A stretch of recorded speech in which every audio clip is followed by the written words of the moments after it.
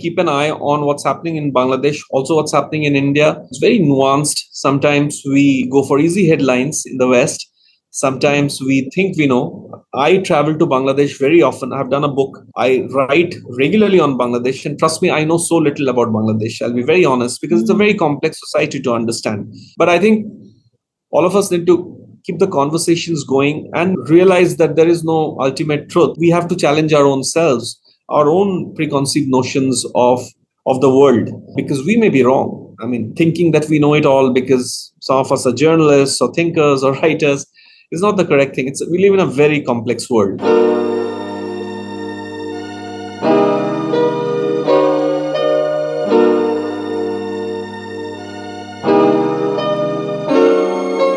Hi, everyone. Welcome to the Yasmine Mohammed podcast.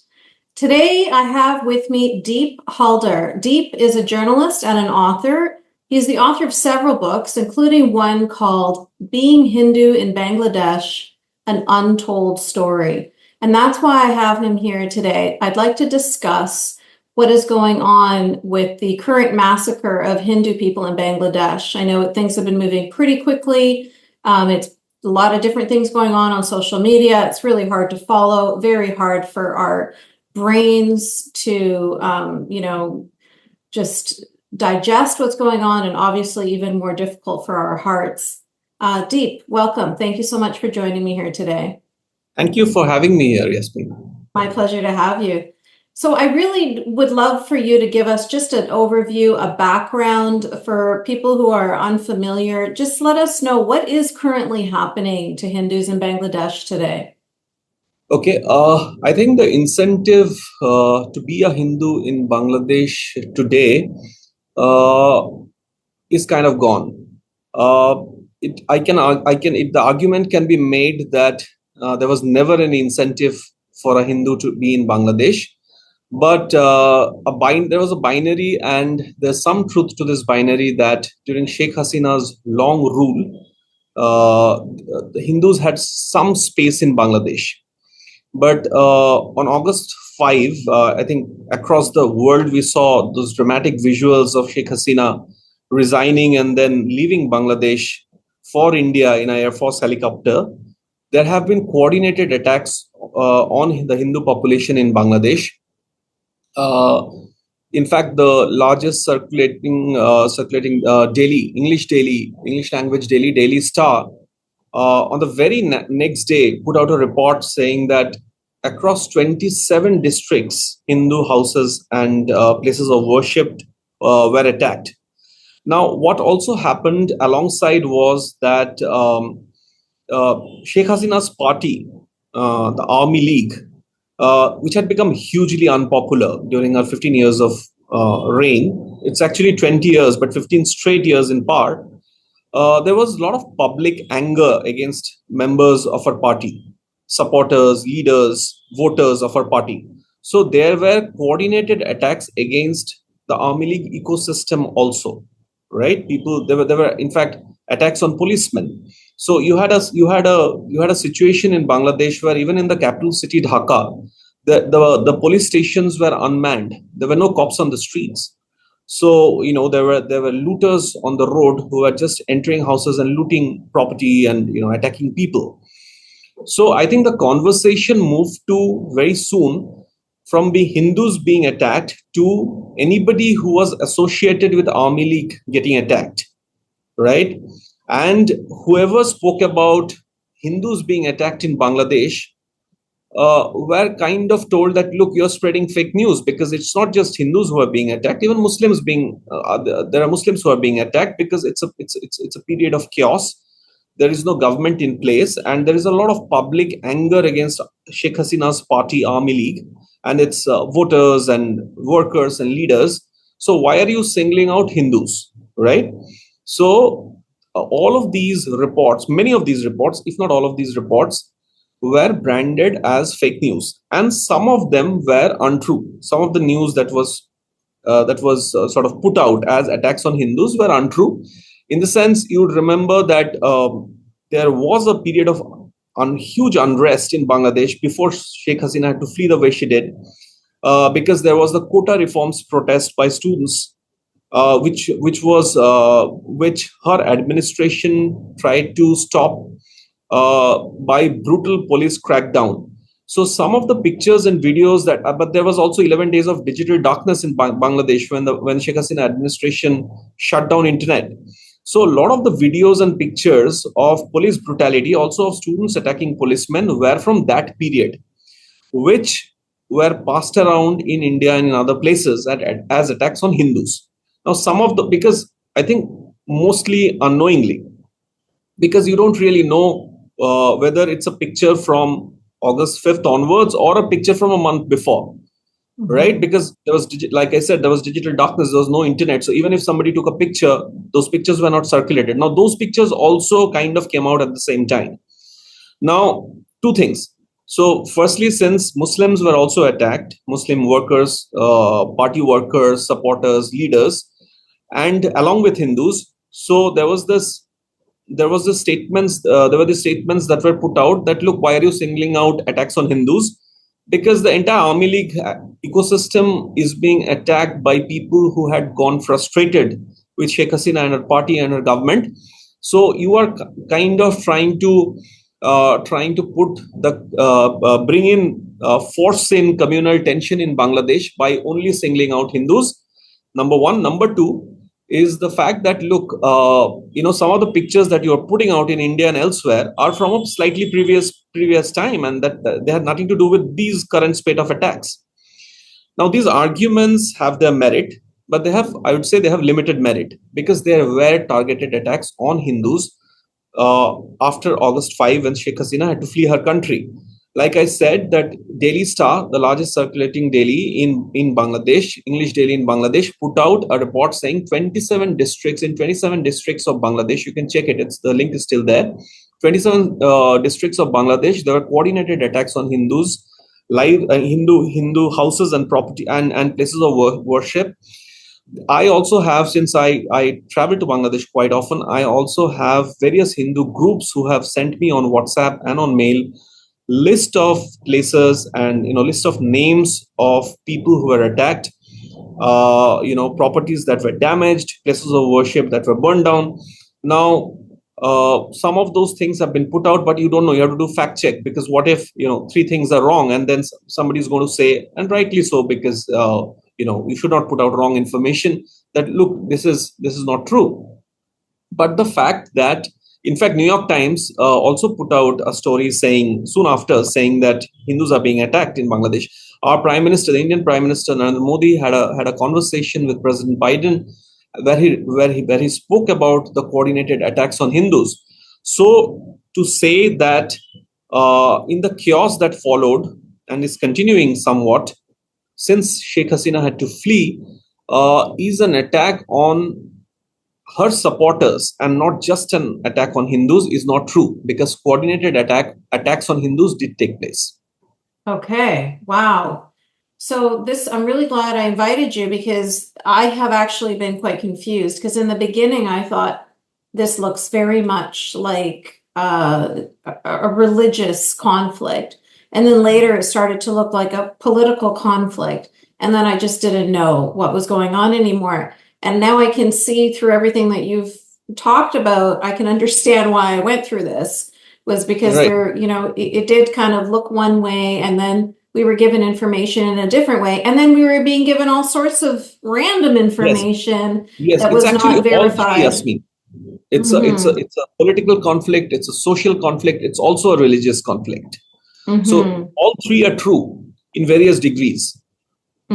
So talk to me about obviously what's going on now is maybe, a specific case, but maybe take a step back and talk to me in general. What's it like to be a Hindu person in Bangladesh? Like, have there been in the past, is there a common sort of environment of bigotry or persecution of Hindu people that people could feel, I guess, empowered enough for these 27 targeted attacks? Right. So I did a book which came out in October last year. It's called Being Hindu in Bangladesh. Now, when I did this book, I did not know that such a situation would arise in Bangladesh. where the longest serving prime minister of the country would have to flee her country the way she did, the way Sheikh Hasina did, in a military helicopter, 40 minutes of notice, and she had just had to flee before protesters would enter her official residence. You have seen those dramatic visuals of running away with her possessions. I did the book because there was a sense that not everything is right with Hindus in Bangladesh, with a minority Hindu population in Bangladesh. Now, I come from both sides of my family, my father's side and my mother's side, where Hindu families from that side of the border, from that part of the globe, when they had to flee, it was not called Bangladesh. It was the eastern part of Bengal. This was before the partition of India. So 1947, India was partitioned. It became a free country. It also got partitioned. So there were two parts of Pakistan, So there was India and Pakistan, two parts of Pakistan. The eastern part was East Pakistan, and the western part is the Pakistan we know. At that time, it was Western Pakistan. So my family, both sides of my family had to literally flee overnight, sometime around 46, 47, because there was huge persecution and attacks on Hindus, right? Because that part, which is today Bangladesh, has a majority Muslim population. Now, since then to now of course it became East Pakistan. So eastern part of Bengal became East Pakistan, and then under Sheikh Mujibur Rahman in 1971, they fought a war of independence against West Pakistan and became an independent country, Bangladesh, where they toyed with the idea of secularism. They came together with an idea of a shared culture and language, the Bangla language. So Bangla language, they fought for the Bangla language over the forced imposition of Urdu language from West Pakistan. They wanted to retain their culture, their traditions, and a lot of it was common. So they wanted to forge a culture, and they wanted to forge a country out of a common culture. So they rose above religion, and whoever spoke Bangla in that part of the world became a Bangladeshi and not a East Pakistani, right? Now that idea, they have tried to continue with various glitches, but that was an imperfect idea, because even after the creation of Bangladesh, the Hindu population were not secure. Every time there has been political unrest in Bangladesh, like say a change in power, there have been coordinated attacks on Hindus, horrific attacks on Hindus. 2001 is a standout year. Again, it's a year when Sheikh Hasina lost power, and her opponents came to power. And there were targeted attacks on Hindus, mass rapes, killings, forced conversions that went across Bangladesh. And in 2006, there was a judicial commission that actually examined the excesses of Sheikh Hasina losing power and another political dispensation coming to power. And all of that I have tracked. What is interesting is, as recently as 2021, when Sheikh Hasina was firmly in power, this is 2024, Sheikh Hasina was in power in 2021, I was sitting in a newsroom in Delhi, and I saw my news feed filled with snippets of news saying that there are targeted attacks on Hindu temples and homes in Bangladesh. Okay, which I later learned, this is over a piece of fake news, which said that it was Durga Puja time. It's an important religious occasion for Bengali Hindus. So there was a fake news that was spread that at the lap on the lap of a statue of Lord Hanuman, Hindu god Lord Hanuman, a copy of the Quran had been placed. Okay, now that news went viral through WhatsApp and Facebook. And targeted attacks started. It began in a district called Kumila, and then it spread across Bangladesh. Okay, and I was sitting in a Delhi newsroom, and I was thinking, why is this happening? Muslim mobs attacking Hindu temples, Hindu pandals. You put up pandals, the puja pandals during Durga Puja, and Hindu homes. Okay, and officially 5 people were killed, but a lot of damage. This was official figures. A lot of damage took place across Bangladesh on Hindu homes and properties.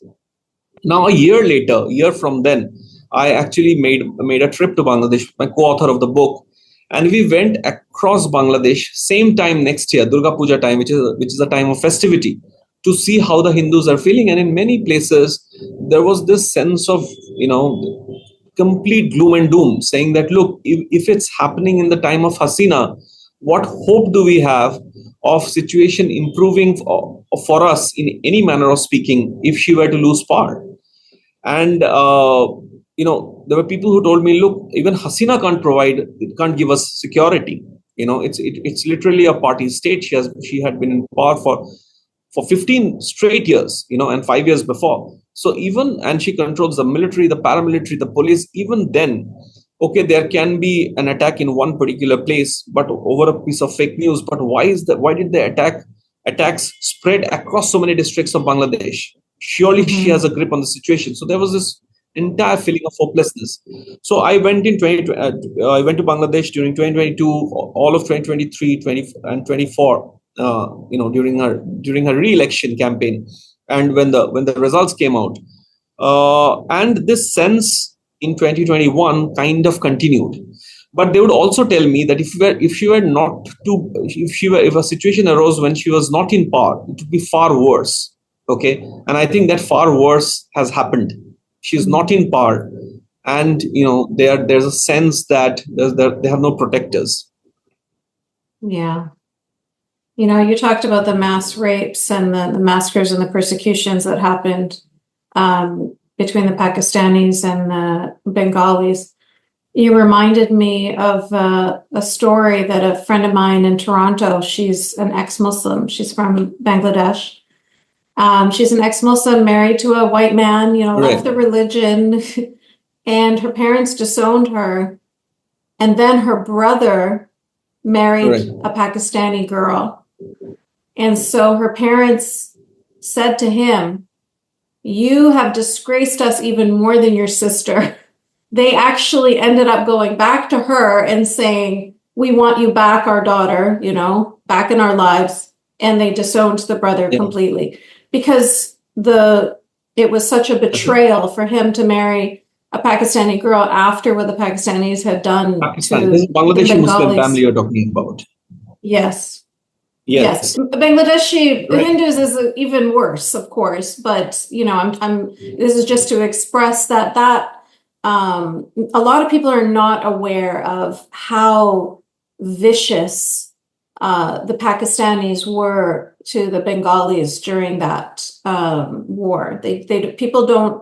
We didn't hear about it here in the West. Like when I found out about how horrible it was, I was actually quite shocked because that's the kind of thing that, we hear about in Rwanda and what I mean? Like whenever these kinds of really atrocious civil wars happen, we're usually aware of it.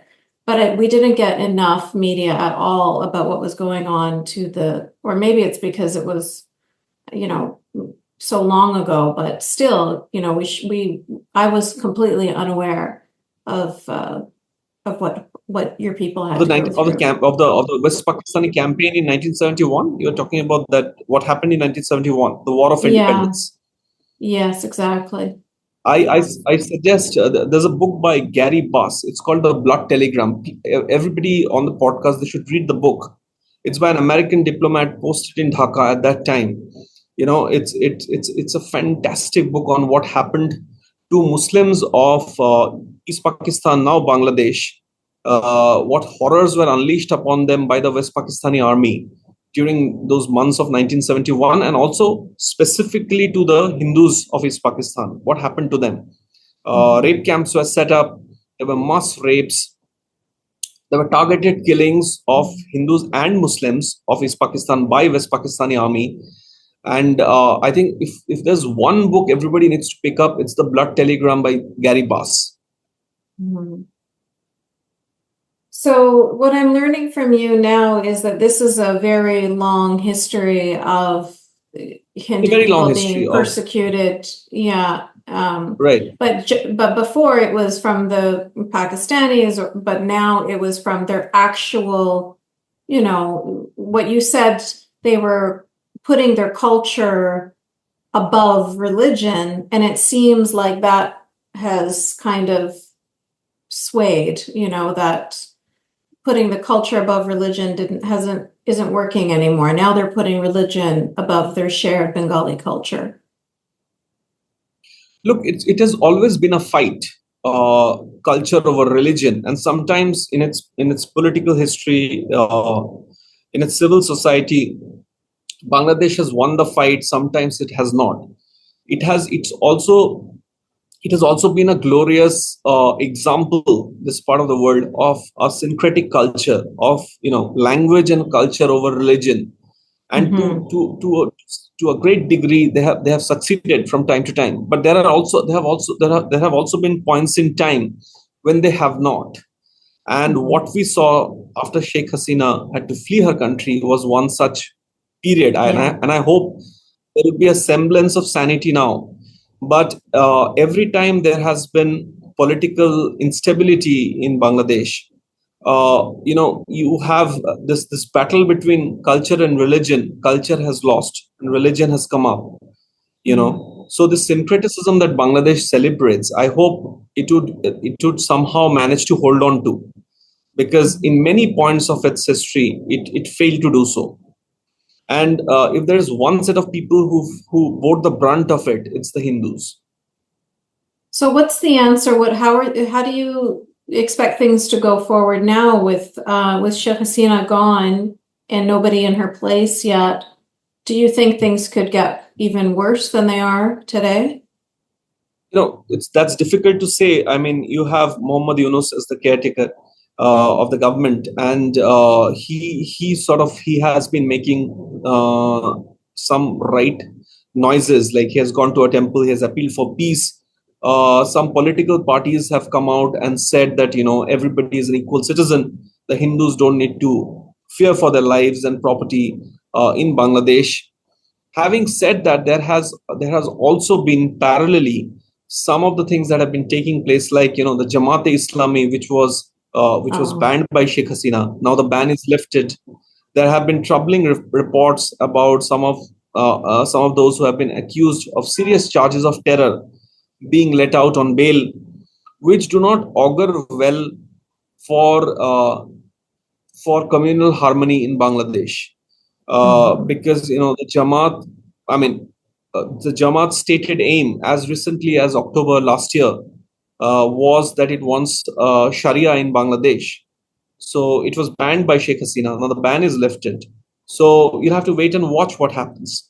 But like I said, Mohammed Yunus has been making some right noises, but there have also been troubling reports of things I mentioned. So, one has to wait and watch as to what happens in Bangladesh next. Do you have hope? Do you think that this Mohammed guy is a good replacement? Do you think that he will hopefully, again, criminalize Jamaat Islamiyya and try to keep control of the Islamists? Well, he's not a career politician, Yasmine. So we'll have to see how he navigates through the very difficult political religious landscape of Bangladesh. Now he's trying to bring in some sense of sanity. But these are very early days. This is even a month has not passed since Sheikh Hasina left. So for now, the attacks seem to have come down. At least the targeted attacks on Hindus, they are not making headlines anymore. But I think we'll have to give Mohammed Yunus time to make sense of a very chaotic situation. It's too early to say whether he'll be able to do it, because, like I said, he's not a career politician. What he's saying, at least in public, he's saying the right things, right? But whether they'll translate into action on the ground, whether there'll be hope for Hindus in Bangladesh, we'll have to wait and watch. Okay, well, that's something, I guess, at least. Hopefully, the fact that he's making the right noises, hopefully things will start moving in the right direction. Do you have a sense of how Hindu people in Bangladesh are feeling right now? Have you spoken to any friends or family that you have there? I continuously speak to people, and I get a sense that it's perhaps not as bad as the immediate aftermath of Sheikh Hasina fleeing Bangladesh. But there is a sense of unease among them. They feel that attacks can happen anytime, and They don't know how the political. It's a volatile political situation. Like I said, it's a caretaker government, so they'll have to wait and see whether when the next elections are called, who comes to power. Because, like I said, Sheikh Hasina's Army League is also very unpopular. So right Mhm. now in Bangladesh, the sense I get is that because there was a movement against her dispensation, but whether the other political parties, when they come to power after elections are held, how they will conduct their business. As far as Hindus in Bangladesh are concerned, I mean there is deep concern there. So right now there's a sense of unease because I think the number of attacks have definitely come down, but Mhm. they don't know how safe they are Yeah. in the future. Yeah, of course. And has there been any investigation to understand how did these 27 attacks happen? They seem to have been very organized and targeted and, working in To be unison. fair, So, there has been brutality in Bangladesh for a while now. Detractors of Sheikh Hasina, and there have been global watchdogs who have also human rights watchdogs who have also sort of continuously spoken and written about this. There were serious charges against the Sheikh Hasina administration of jailing of opposition leaders, forced disappearances, custodial tortures. Now, when this popular, quote unquote, popular movement against for quota reforms, which later on became a movement for her ouster, began on Bangladesh streets, there was a lot of violence. There was violence from the police on the protesters, many of whom were students. But there were also these horrific images of policemen being killed, and police stations being burned. So I don't know who these people are. It's difficult to believe they're student protesters because I mhm. don't think I mean, they resort to violence across the world, but do they necessarily burn policemen, set them on fire, burn police stations? I don't know. I mean, this is very, very, very horrific images that came out of Bangladesh. Now, those protests were continuing, and suddenly they became so huge that Sheikh Hasina had to flee. Immediately after Sheikh Hasina had to flee, there were attacks on Hindus. There were also attacks on Muslims, and anybody, in fact, who was seen to be close to Sheikh Hasina administration. So even if there is a commission to investigate the brutality on Bangladesh streets, you'll have to you'll have to decide when to start, which period to start from, because, like I said, there are a lot Mhm. of brutality that has been happening for a while now. So Mhm. do you start from the time when the protests began against her, or when the police crackdown happened, or when the protesters retaliated, or after she fled? So it's a long period of time, quite a long period of Okay. time. Brutality has been happening in Bangladesh. Okay. So the initial perspective that we got was that that Muslims were massacring Hindus. That was not necessarily the truth.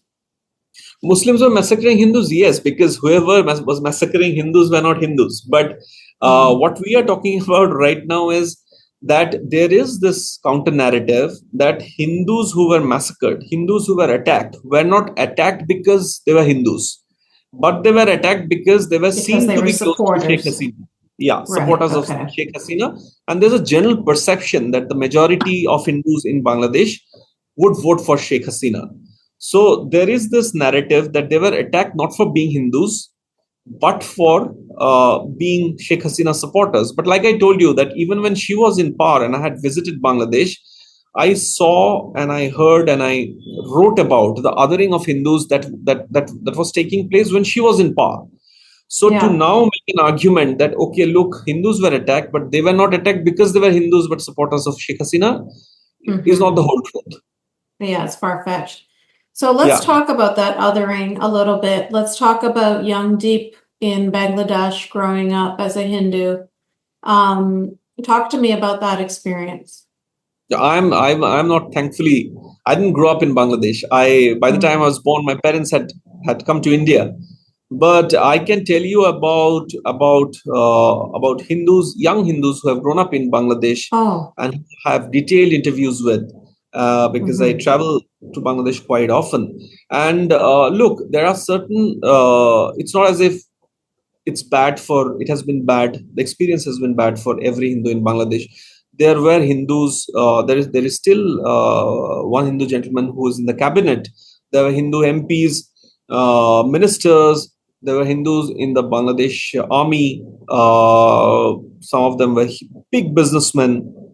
Some of the Hindus I made in Dhaka have done very well for themselves. There are lots of Hindus in the civil services, but there was, at least the ones I spoke to, there was a sense that they have to kind of tone down their Hinduness in a Yeah. in a in a essentially Islamic country, which tried to be a secular country. So it, like I said, that it was a constant war of culture and religion. So the culture was one that was held together by a common language, by the books and music and plays and The what have you, food. and the food, yeah. And there was also this sense of religion, which is very, very strong. Madrasas have grown in Bangladesh at a very fast rate. I have, in fact, had a chance to talk to very young Muslim boys who have come out of madrasas in Dhaka city, and I could notice a sense of unease. These are very young boys when they realize that who they were talking to is not a co-religionist.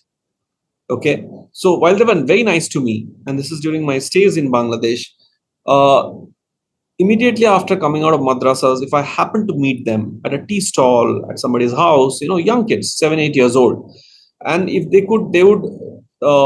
would suddenly remember that I was a Hindu, there was a sense of unease. Now that was not there when I spoke to a lot of Muslims in Bangladesh, who had full-time jobs, who were in business. They were very nice and welcoming, right? But those early education in madrasas and what you hear in the mahfils, Waj mahfils, they're called, takes place mostly in the hinterlands. Huge religious gatherings where there are religious preachers who tell you how to live your life, where there is a lot of othering that is taught. That they're told not to go to temples, they're told not to sort of marry Hindus, they're told not to sort of participate in Hindu festivals in any way. So there's this constant othering alongside a sense of syncretism, right? So it's an interesting battle that Bangladesh has fought since its independence. And like I said, sometimes it won, sometimes it lost. And what we saw very recently is a big loss. But there have also been happy times. But it has in the bloodstream, these two things run parallelly. There is a sense of religion, very deep sense of religion. There is also a sense of syncretism. It kind of reminds me of my life in Egypt, because whether you're an Egyptian Christian or an Egyptian Muslim, you speak the same language, you have the same culture, everything is pretty much the same. But Right. if you dig a little deeper, you might realize that the person you're speaking to is not of your religion. Maybe that person is a Christian and you're a Muslim, or that person's a Muslim and you're a Christian. And then that can sometimes cause uneasiness. Like that's where the problems begin, So Right. what you were talking about of tempering down your Hinduness or something, Yes. like Christians in Egypt do that too, where they Yeah. just want to blend in because they don't want to be othered. They don't want to be treated differently. So they just, don't necessarily wear a cross or do anything to identify themselves as Christians so that they can Right. live as peacefully as possible. But one little trick that the Egyptians do is they'll say, Salli al Nabi, and then the other person that means like praise the prophet. Right. And then the other person has to say, upon the prophet be peace, and alayhi salatu salam. I don't even know what salat means, but anyway, some kind of good thing back to the prophet. And the reason why they have to do that is because the Christians use the same word for God, right? So they also say inshallah, they also say alhamdulillah, right? Right. And so they have to like find a way to discover if the person that they're speaking to is a Christian or not, to know how to treat them.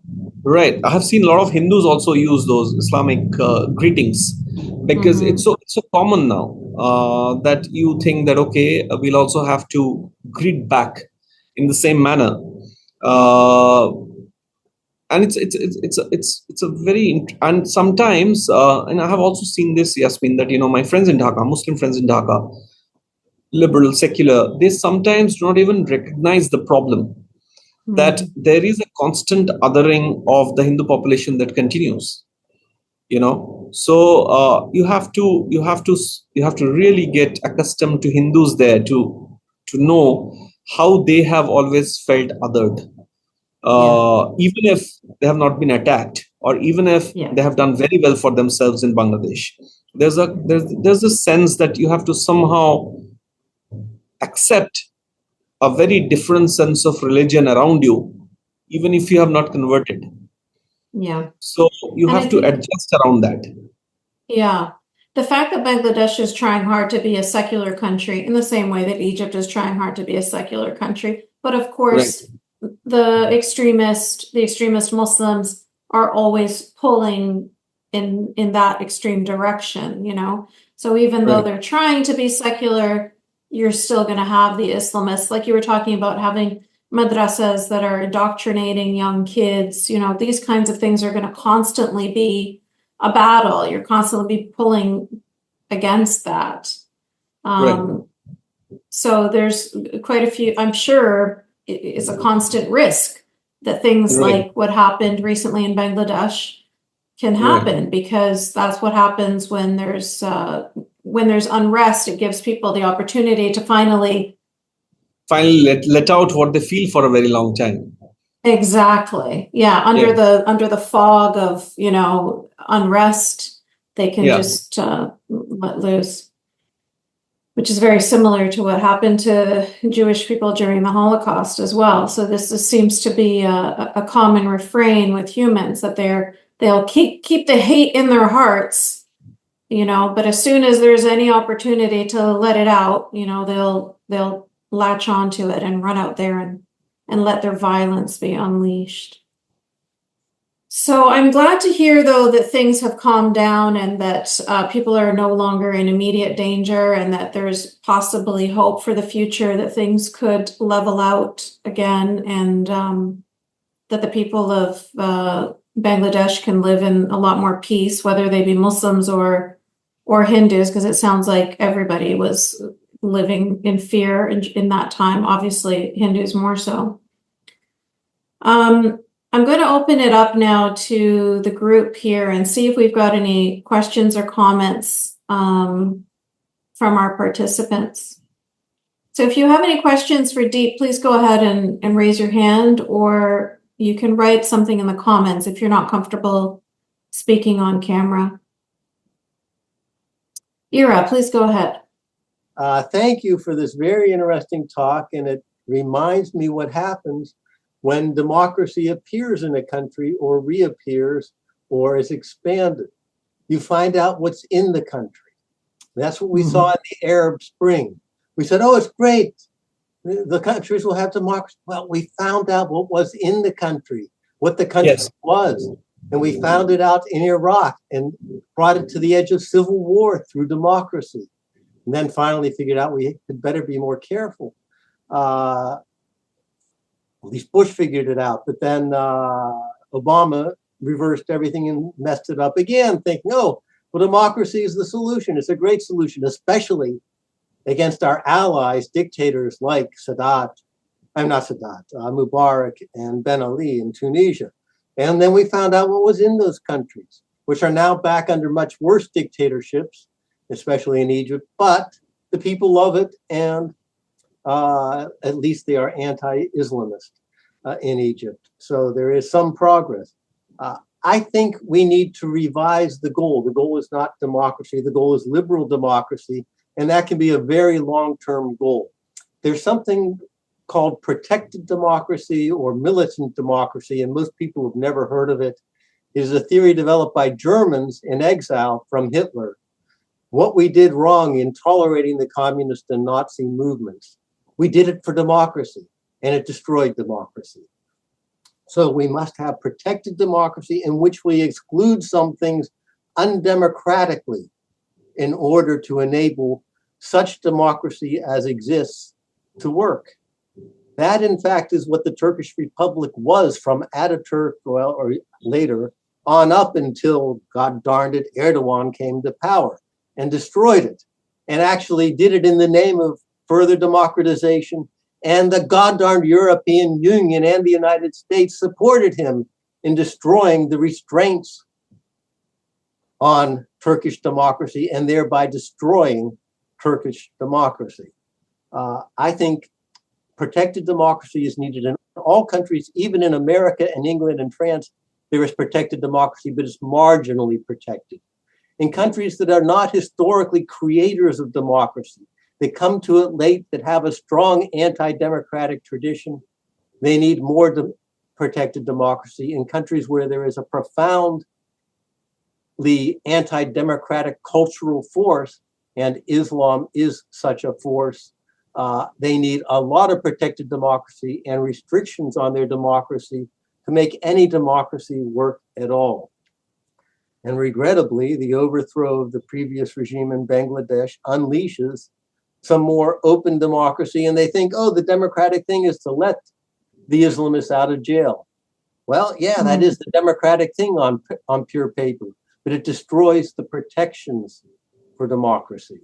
So I think the concept of protected democracy might help here, and in some cases, just forget democracy, just pursue some human rights where they help with having the goals of modernization and liberalization of society, because modernization brings liberalization. There is such a thing as authoritarian modernization. People recognize that. There is actually authoritarian liberalization, which is modernization, women's rights, and other things like that under an authoritarian regime. And a fair amount of that's happened in Saudi Arabia in the last few years. And they've also put aside a lot of the Islamist ideology. Whether it will last, who knows? Anyway, that is my spiel. I've gone on too long, but I wonder if that could be helpful in situations like this. Well, I don't know about that, but thank you for pointing out the fact that there's something that I missed during my talk with Yasmine, that the release of Islamists, radical Islamists who want a very different idea of Bangladesh to come to the fore, may be a democratic idea, because freedom of speech, nobody should be jailed and all that. But what they will lead to are very undemocratic things. So, thank you for saying this, because it's a big concern that, the current government, the interim government is releasing some radical figures who have views about Bangladeshi society which are not democratic at all. So it remains a point of concern. So thank you for pointing to that. That is something we are watching from India, and that remains a concern. Yeah, it just seems to me almost like 2 + 2 is 4. If you're going to let those people out of prison, you can watch, but it's like just watching. It's like sitting back and watching a car crash happen. Like you know what's going to happen. Yeah. Sarah, you're next. Hi, Yasmine. Hi, Deep. Hi, Sarah. Very nice to see you. I have Very a nice. question that's not related to the conversation that you've been having with Yasmine so far. And I'm sorry that it is derailing the conversation, because I come from Iran. I have dealt with Muslims, and I understand the background and I understand their mindset. And when there are videos coming out of Bangladesh and Hindu girls are getting attacked, to me, it's of course, it's happening again. It's that moment of feeling helpless and hopeless because I understand how that happens and why that happens. It's not surprising, unfortunately. It's sad. I'm used to it. It's a normal reaction at this point that, okay, it's happening. We just have to raise our voices again.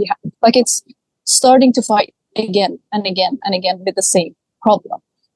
But then I hear things in India, and I'm sorry, this is derailing the conversation, but I can't just talk about Hindu women in Bangladesh. I need to talk also about Hindu women in India and the horrifying stories that sometimes we hear about sexual assaults, rapes that happen in groups, and it seems there's no punishment or it's very little backlash on it. Women who get murdered, women who get assaulted. I expect that, unfortunately, that's a very sad fact of life for me, to come from an Islamic nation. I don't expect that to happen in India. Why does that happen in India? How can that be stopped? Because I have higher expectations of a people who are so peaceful and have such a high view of life and are respectful and are kind. I just don't understand that. And I would appreciate it if you could talk about that a little bit. Look, I mean, as far as the rape laws are concerned, there has been amendment to the rape laws and they are now very stringent, right? That unfortunately has not stopped horrific instances of rape that has happened. Some of them are in the news and have happened quite recently. And there are large-scale protests on that in the city I'm talking to you from, in Kolkata, right? But outside Kolkata also, there have been instances of rape which are horrific. It's a very expansive topic. Why they happen or why they happen with such unfailing regularity in this part of the world, I can't tell you except to say that perhaps modernity has come to us through gadgets, through what we wear and how we speak and how we live, but not fully in our heads and minds. Right. So the idea of a modern society, a society which is where everybody is respected and women are respected and equally as other genders, is the idea of a modern society, and not your technology, your advancement in technology, in infrastructure, in your GDP and all of that. So I think we need to really look into that. Having said that, I think our governments, various governments, are really trying hard to find ways of dealing with it. I think sometimes we get a bad name because rightly so, there are very large scale protests that sometimes happen once these incidents take place. Rightly so, because there should be protests, street protests. But I think we need to as a society really elevate ourselves and not limit modernity to a few markers, like I said, to how our cities look, to how tall our buildings are, what kind of clothes we wear, what kind of gadgets we use. But to really, because in a different context, I was discussing how it is in Bangladeshi civil society vis-a-vis the religious minorities, but but across countries in this part of the globe, we need to, I think, all of us need to really elevate our thinking, because I think just changing laws, like I told you, Sarah, the laws are quite strict. The laws have been amended.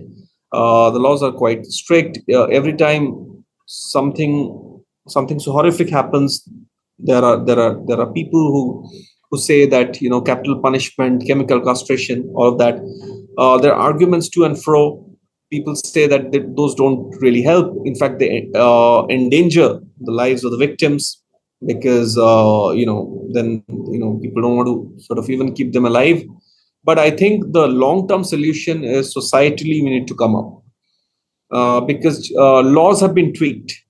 You can talk about better policing on the streets, but really, I mean, how many policemen and women can you put on the streets? I think as societies we need to come up. we need to have these conversations going, and we need to sensitize our young population better to what is acceptable behavior, what is not.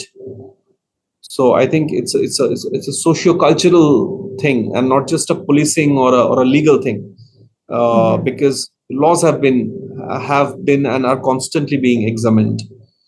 Yeah. Thank you for that, because I didn't know, like, from an outsider's point of view, I'm like, why are there no laws? Now that I know that there are laws, because we see the backlash. I saw the protest with there was this writing on the ground, Janjian Azadi, like One Life Freedom. And I was so happy that this is traveling across the world and people in India have heard this, and it made me so happy. So now knowing that, it helps at least. So I appreciate it. Thank you. So laws have been amended. Very recently, laws have been amended, and laws are being constantly sort of examined. But that also have not put an end to these horrific instances. Yes. I think it's a societal, I think every one of us need to be constantly be sensitized. That's the only way going forward.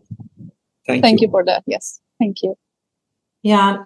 I just wanted to add to that, Deep, and maybe for you too, Sarah, that even though the laws have changed, it's unfortunate that most of the time girls or women are not even able to report what happened. So there's a film called To Kill a Tiger, which is heart-wrenching. It's a very, very difficult watch. Even though it's full of a lot of hope as well, but it's still very difficult to go through this whole scenario with a father and a daughter where she was raped, and the father is trying to protect her, and he's trying to get the police involved. And it's like he is demonized by everyone in the village because he is bringing a bad name to the village by going to the police. And all of the people in the village would rather him and his family leave the village rather than even go to the police. So because there's such a societal pressure to not even report, that's like, it's great that the laws are there, but there's so many barriers to people even getting to the point where they can report, unfortunately. All right. Mars, I think I saw your hand up. Yes, there you are. Go ahead. Thank you, Yasmine, as always. You two may have already answered my question, but I wanted to build on what Sarah was asking. Deep, this is an area of the world that I'm very, very ignorant about, so please forgive the question if it sounds trite. But you said that the laws are very, very stringent, but as you and Yasmine just alluded to, it seems like the social attitudes haven't quite caught up to the spirit of the laws yet. Can you elaborate more on like what the overall social, what the social feeling about these laws are, how they feel about modernity, and what influences them? This is something I'm very, very curious to know about this area of the world. Because India is a very big country. Okay, and we have many states, many religions, many languages, many cultures. I think simultaneously, it's crazy to talk about all of India. I can't even begin to talk about the whole of my state, which is the state of West Bengal, because where I am, it's an area of privilege. I'm in the capital city of Kolkata, which is culturally very superior, which is Kolkatans pride themselves for being culturally, intellectually superior to people from many other places in the country. But one of the most horrific instances of rape has happened right here. Okay, and this is a city that prides itself for the Nobel Prizes we have got, for the kind of films we make, for kind of books we write, the poems we write. Okay, and we would like to believe, though that can be contested, that compared to many other states, the quality of the stuff we produce in terms of arts and culture is of a very high degree. Having said that, like I said, that currently we hundreds and thousands of people are out on the streets of Kolkata. Even as we speak, it's rather late in the night, protesting against a horrific rape and murder that has taken place inside a hospital. So I think to say what is the attitude of an average Indian, or in among a large section of Indians on this would be very difficult, because it depends which Indian you are talking to, what kind of Indian you're talking to, right? But there has been, as far as reaction to rapes, instances of rapes and sexual violence have been concerned, is concerned, I think there has been a very strong Me Too movement that came from America, but it also hit India, and there were whether it's films or it's academia or it's even media. I'm a journalist. Even in media, people were called out. Powerful men had to lost their jobs. Right now, as we are speaking, in one of the film industries in India, very much talked about film industry. They produce wonderful cinema, the Malayali film industry, regional cinema, but great cinema. They have been hit by Me Too, and women are coming out and saying that, look, this is an institutional thing, and we have been harassed and exploited sexually for years on end. So all of these things are simultaneously happening. It is not just, some things get highlighted. For instance, suppose in the hinterland, there's a picture that comes out which is horrific. So, I mean, if you're seeing that picture, reading that piece of news, you think, oh, the whole of India is like that. It's not. Maybe it's the reality of that particular place, but somewhere else, there may be a lot of very positive talk that's happening around good touch, bad touch, that is talking about Me Too, that is saying that, forget sexual violence, even a word which should not have been spoken, a phrase which should not have been spoken in an office space, needs to be talked about, and the person concerned need to be given a hard rap. So even that's happening. So all of it is existing together. So it's not just, there's sometimes when you see a particular piece of news, especially from the lens of somebody who might be in a very different space, you might think that, okay, it's a very primitive society. It's not. Yes, there are instances of attacks on women, sexual violence, which may seem primitive, but there are also conversations that are happening, which happen in Western cities. Okay, very serious conversations where where several kinds of argument are put forth on how people need to behave when they're together, right? So to say that how the average Indian feels about rape and sexual violence would be very difficult for me to say, because some of the best is not the right word, some of the most some of the deepest conversations on this topic I have heard around me, okay, in newspaper articles, in TV debates, among friends, in offices, okay, which exist parallelly with some of the very, very disturbing instances that have come to light of rape and sexual violence. So it's not as if people are not talking, or people are not aware, or people are not amending laws, or people are not saying that just amending laws are not enough. It's happening simultaneously. So what I told Sarah, that societally, all of us need to come up, or at least most of us need to come up to an area where at least we feel that this is completely not done. Okay, but to say that that's how all of India, most of India, much of India feels won't be correct, because you don't know what much of India thinks, because one part may be thinking one thing, another part also in the same part people may be thinking different things. To say that the cities are safer than the hinterland, than the villages, would also not be correct, because some of the very interesting arguments come up from villages, from small towns. Maybe some people are more aware there. So to say that it's a class thing would also not be correct. It's a very complex problem, and at least the conversations are on, and what this recent spate of protests on the streets and on social media have done is they have again brought this into focus. And simultaneous protests are happening across cities. People are coming out on the streets.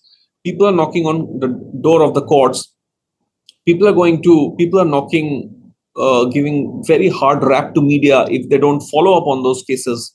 So hopefully something positive will come out.